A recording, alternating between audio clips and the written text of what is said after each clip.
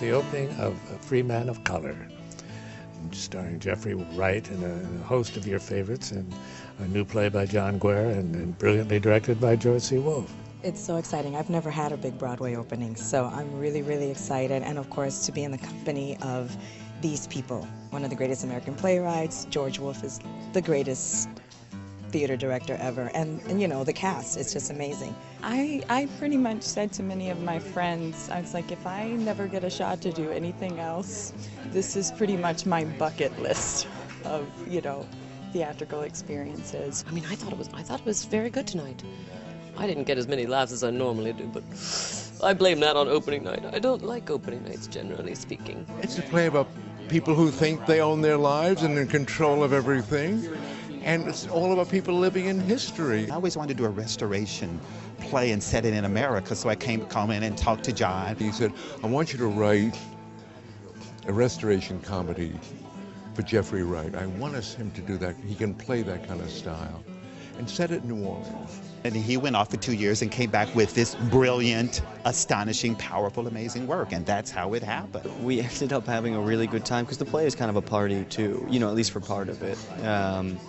And, you know, it's been a real pleasure. It feels really good to open and be done with rehearsals, though. It's just about the illusion that we can control our lives, but it's also a power about reminding us just how America came into being. It covers the whole Louisiana Purchase from the European point of view and American, and Thomas Jefferson, Napoleon.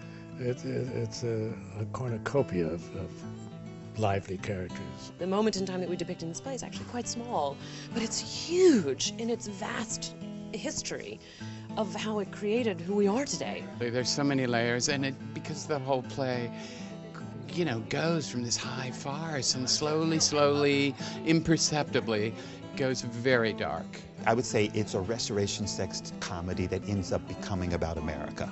It's a play that has epic classical dimensions to it, but it's set in a very specific American reality, American socio-political historical landscape, and that's a great joy for an artist. What I don't know that people know is that it's wildly funny, you know, and I'm not sure if people are expecting that because it's a period thing, and you know, it's about race and class in some ways, but it's sort of wildly funny, but hopefully there's a gravity underneath it all.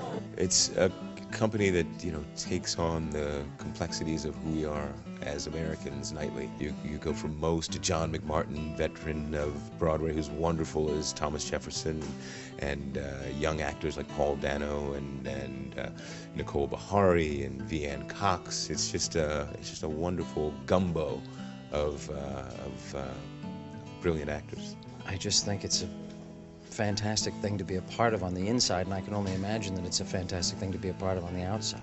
I think when you come see this play, all I would ask is that you take the ride, because you have no idea where it's going to take you.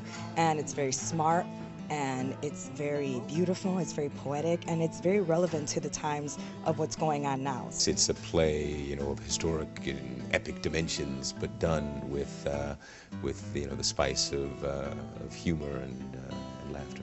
These stories need to keep being told so that people can learn and understand what happened, so that we can work on making the future better through our history and through art.